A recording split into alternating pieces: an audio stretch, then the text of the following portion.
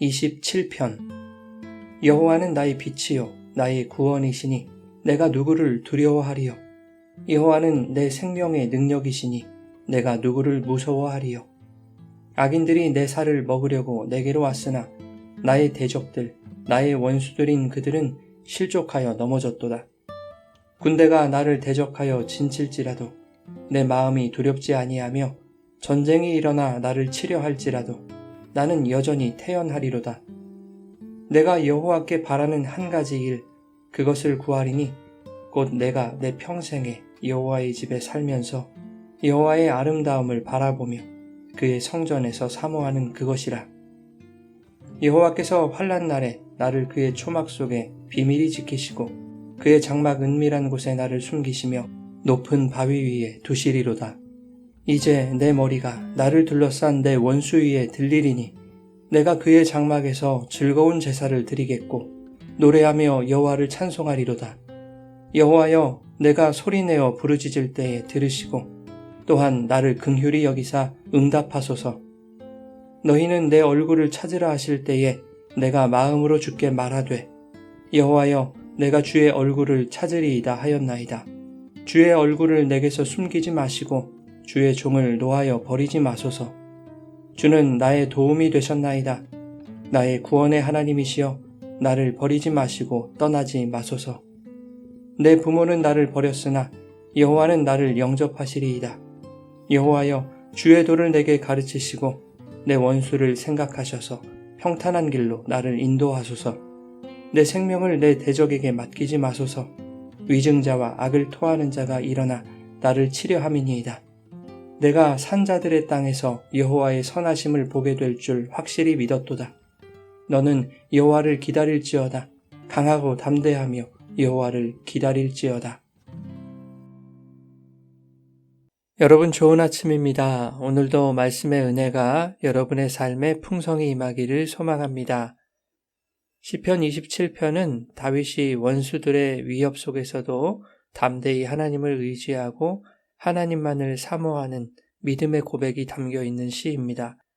성경이 명시적으로 언급하고 있지는 않지만 학자들 중에서는 다윗의 생애에서 큰 위기와 대적이 일어난 시기, 특히 압살롬의 반역이나 사울의 박해와 같은 급박한 상황을 이 시의 배경으로 추정하기도 합니다. 확실한 것은 오늘 본문에서의 다윗은 생명을 위협받는 극심한 위기 상황에 처해 있다는 것입니다. 2절에 악인들이 내 살을 먹으려고 내게로 왔다라고 하는 표현은 다윗이 느끼는 생명의 위협이 얼마나 절박하고 위중했는지를 알 수 있습니다.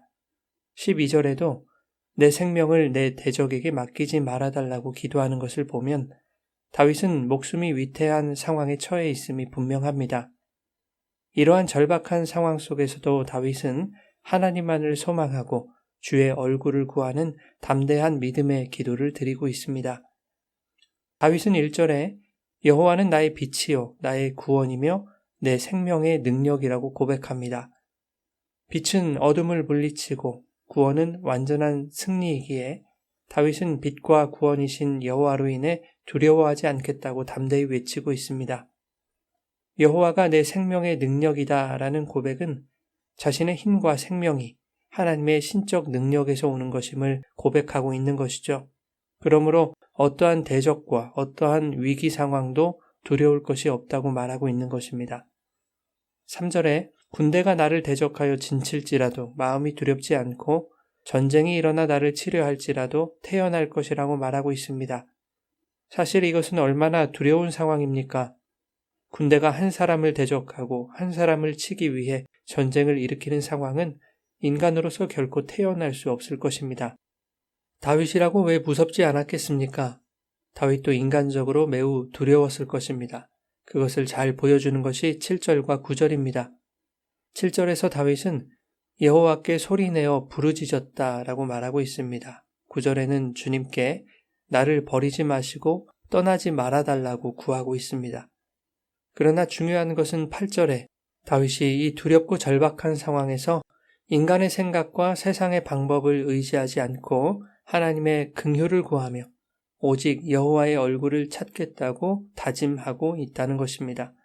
또한 하나님의 얼굴을 구할 때 하나님께서 자신의 절박함을 외면하지 않으시고 영접해 주실 것이라는 확신을 고백하고 있습니다. 그런가 하면 5절에 환난 날에 하나님이 그분의 초막 속에 비밀히 지키시고 장막 은밀한 곳에 숨기실 것이라고 고백합니다. 초막이라는 단어는 은신처 혹은 굴이라는 뜻입니다.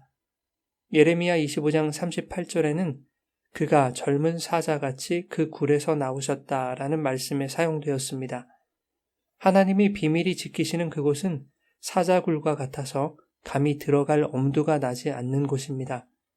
원수들이 그곳에 들어갔다가는 사자에게 물리고 찢기는 신세가 될 것입니다. 다윗은 하나님이 사자굴과 같이 원수가 접근할 수 없는 은신처에 자신을 숨기실 것이라고 확신합니다.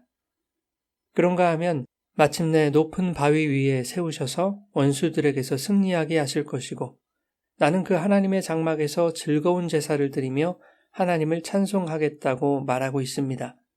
13절에도 내가 산자들의 땅에서 여호와의 선하심을 보게 될 줄 확실히 믿었다고 말합니다. 그러나 아직 이러한 일들이 다윗에게 일어나지는 않았습니다. 그럼에도 불구하고 다윗은 믿음으로 선포하고 있는 것이죠. 어떻게 그럴 수 있습니까? 원수들의 위협과 절박한 현실 속에서도 여호와의 얼굴을 찾고 그분께 부르짖을 때 하나님께서 그에게 담대함과 확신을 주신 것입니다. 11절에 다윗은 주의 도를 구합니다. 여호와여, 주의 도를 내게 가르치시고 내 원수를 생각하셔서 평탄한 길로 나를 인도하소서. 다윗은 어떠한 위기가 닥치더라도 하나님의 진리만이 평탄한 길로 인도하신다는 것을 확신하고 있습니다. 어떻게 행해야 할지, 어떤 결정을 내려야 할지, 무엇보다 하나님이 당신을 찾는 자에게 어떻게 행하시는 분인지 모든 지혜와 은혜의 원리가 하나님의 도, 그분의 진리의 말씀 속에 있음을 다윗은 확신했기에 그분의 도를 구하고 있는 것입니다. 다윗에게는 한 가지 소망이 있었습니다. 그것은 대적의 위협으로부터 벗어나는 것도 지금 당장 하나님이 원수들을 멸해 주시는 것도 아니었습니다. 4절에 다윗은 이렇게 고백합니다. 내가 여호와께 바라는 한 가지 일, 그것을 구하리니 곧 내가 내 평생에 여호와의 집에 살면서 여호와의 아름다움을 바라보며 그의 성전에서 사모하는 그것이라. 다윗은 그 무엇보다 중요한 것이 하나님과의 친밀한 교제라는 것을 알고 있습니다. 그것이 성도의 유일한 소망이 되어야 합니다. 평생에 하나님과 동행하는 그것이야말로 성도가 사모해야 할 일일 것입니다. 주님과 동행할 때 평안이 있고 주님 안에 거할 때 안전하며 주님의 손에 승리가 있고 주님을 바라볼 때 기쁨이 찾아옵니다. 우리의 사정과 형편은 하나님이 이미 다 알고 계십니다. 그것은 하나님께 맡기면 될 일입니다. 하나님의 때에 하나님께서 모든 것을 합당하게 해결하실 것입니다. 우리가 처한 현실이 괴롭고 힘들지라도 그 또한 선용하여 은혜로 돌려주실 여호와의 선하심을 확신하며 여호와의 때를 기다릴 것을 요청하는 것으로 본문은 마무리되고 있습니다. 사랑하는 여러분, 다윗이 그러했던 것처럼 오직 하나님 한 분만을 소망하고 주님의 얼굴을 구하는 믿음의 길을 걸어가시기 바랍니다. 어떠한 위기나 두려움 앞에서도 여호와를 나의 빛과 구원, 생명의 능력으로 고백하며 주님의 도를 배우고 그분의 진리 안에서 걸어갈 때 하나님께서 가장 안전한 은신처가 되셔서 환난 날에도 지키시고 최후의 승리를 허락하실 것입니다. 이 확신을 가지고 여호와의 선하심을 보게 하실 하나님의 때를 소망하며 오직 주님만 의지함으로 주의 도를 걸어가시기를 예수님의 이름으로 축원합니다.